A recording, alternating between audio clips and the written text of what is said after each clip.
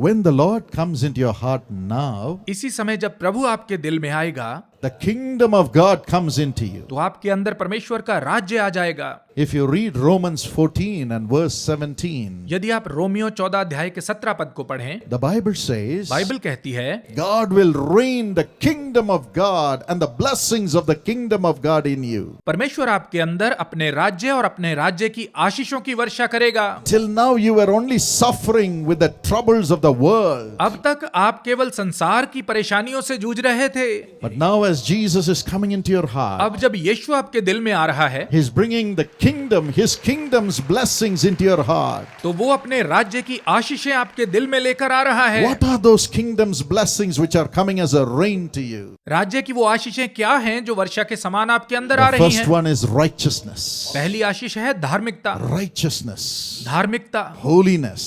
पवित्रता। I know you are longing for holiness, मैं जानता हूं आप पवित्रता के लिए लालयित हैं, longing to be made holy. आप पवित्र होने के लिए लालयित हैं। Tonight the reign of righteousness, the holiness of God is going to come into you. आज परमेश्वर की पवित्रता, उसकी धार्मिकता की वर्षा आपके अंदर आ रही And है। secondly, He's going to rain peace into you. दूसरी बात, वो आपके अंदर शांति की वर्षा करेगा।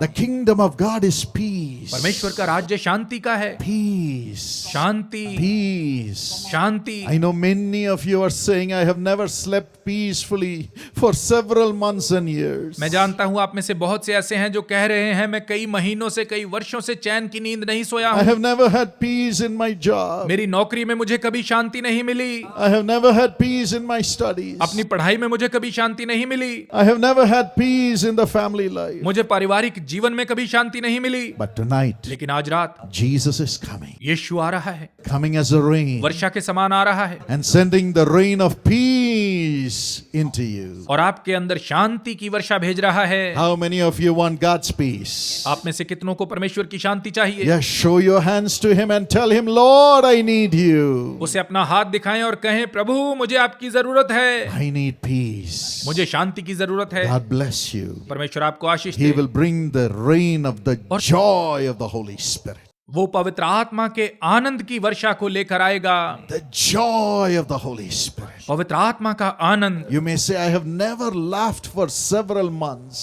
शायद आप कह रहे हैं कि कई महीनों से मैं हंसा नहीं हूं, I have never had joy. मुझे कभी आनंद नहीं मिला, I have had only accusation. मुझे केवल दोष झेलने पड़े, I have had only wrong, divisive words spoken against me. मुझे अपने विरुद्ध केवल भेदभाव की बातें ही सुननी पड़ी हैं, I've had only deceit coming against me. मुझे केवल अपने विरुद्ध धोखा ही मिला।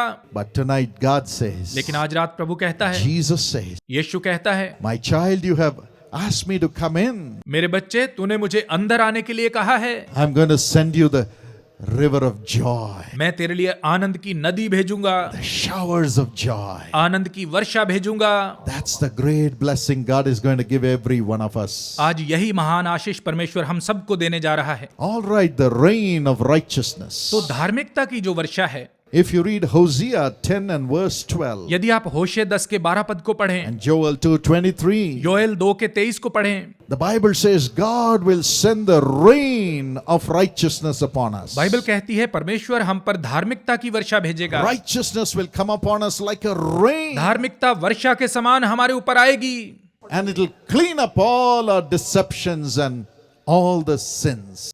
और यह वर्षा हमारे सब धोखे और पाप को धो There was a डालेगी। man who wrote about his life to me. His name is Ramesh. He's a lawyer in Gujarat. Gujarat में रमेश नामक एक वकील हैं जिन्होंने अपने जीवन के विषय में मुझे लिखा। He was a successful lawyer, वो एक बहुत अच्छे और सफल वकील थे, but then he got addicted to alcohol. लेकिन फिर उन्हें शराब की लत लग गई, And as he became an addict, और जब वे शराब के आदी हो गए he started having illicit affair with a woman. तो एक स्त्री के साथ उनके गलत संबंध हो गए। He enjoyed it. उन्हें यह अच्छा लगता था, But alas, लेकिन दुख की बात है, one fine day, एक सुबह a skin problem afflicted him. उनको त्वचा का एक रोग लग गया, And it began to spread across his body. और ये उनके पूरे शरीर में फैलने लगा। The doctors did their best. डॉक्टरों ने अपनी पूरी कोशिश की, It would not go away. लेकिन वो ठीक नहीं हुए। Then it began to sting. फिर उनकी त्वचा से बदबू आने लगी। He could not go out. वो बाहर नहीं जा पाते थे। He could not go and practice his law. वो जाकर वकालत का काम नहीं कर पाते थे। He locked himself in his home. और उन्होंने अपने आप को घर के अंदर बंद कर लिया। Night and day he was ashamed. रात और दिन वो शर्मिंदगी महसूस करते थे। His heart was broken. उनका दिल टूट गया था।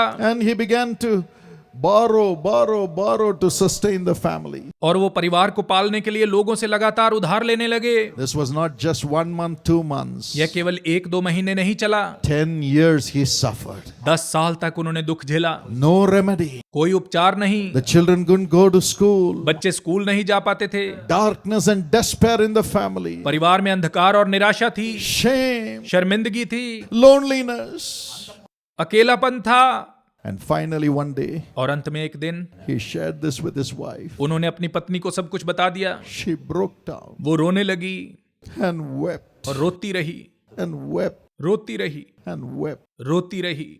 Maybe you are in that situation. शायद आप भी ऐसी ही स्थिति में हैं। Maybe you are also saying, I have no righteousness. शायद आप भी कह रहे हैं मुझ में कोई धार्मिकता नहीं। I have lost my righteousness. मैंने अपनी धार्मिकता को खो दिया है। I don't know where to go मुझे नहीं पता मैं कहाँ जाऊं। because of my own wrongdoing, मेरी अपनी ही गलतियों के कारण, my own bad habits. मेरी अपनी बुरी आदतों के कारण I am tormented with guilt. मेरा दोष मुझे कचोटता है। Guilt is killing me. मेरा दोष मुझे मार रहा है। I can't live anymore. अब मैं और जी नहीं सकता।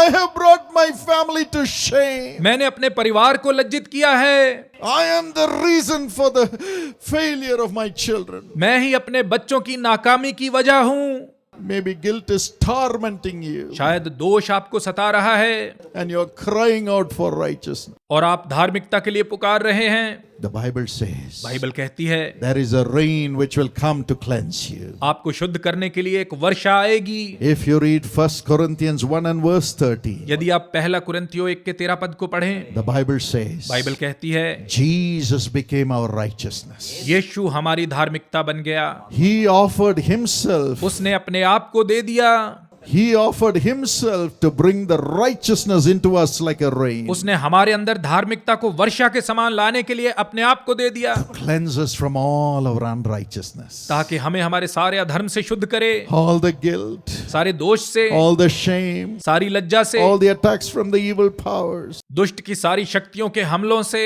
to deliver us. हमें छुड़ाने के लिए God came down in the form of a human being called Jesus. परमेश्वर यीशु नामक एक मनुष्य के रूप में उतर आया। He was man, वो मनुष्य था but yet he was God. तो भी परमेश्वर था। He knew no sin. उसमें कोई पाप नहीं था। Nobody could find any sin in Jesus when he walked in this world. जब यीशु इस संसार में था तो कोई उसमें एक भी पाप नहीं ढूंढ पाया। But then the Bible says, लेकिन फिर बाइबल कहती है for our sins to be forgiven, हमारे पापों को माफ करने के लिए there has to be a sacrifice. एक बलिदान की आवश्यकता है। And Hebrews 9:22 says, और इब्रानियों 9 का 22 कहता है yes, there is a sacrifice through the bulls and so on. हाँ, बैलों और अन्य जानवरों की बलियां तो दी जाती हैं, The blood that is shed from them. उनका लहू तो बहाया जाता है, But it cannot deliver us from sin forever. लेकिन यह लहू हमें सदा के लिए पाप से नहीं छुड़ा सकता।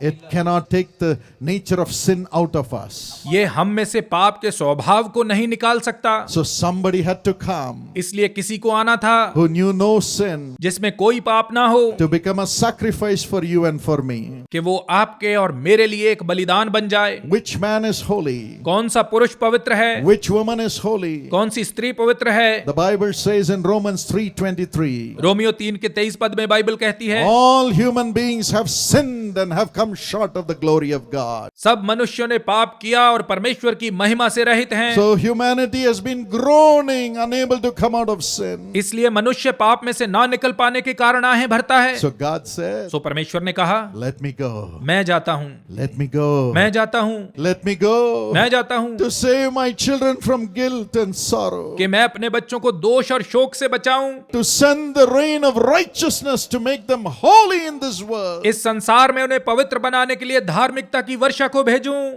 And Jesus came और यीशु आया and offered himself as a sacrifice on the cross. और अपने आप को बलिदान के रूप में क्रूस पर दे दिया। If you read Isaiah 53 and verse 5, यदि आप यशाया 53 के 5 पद को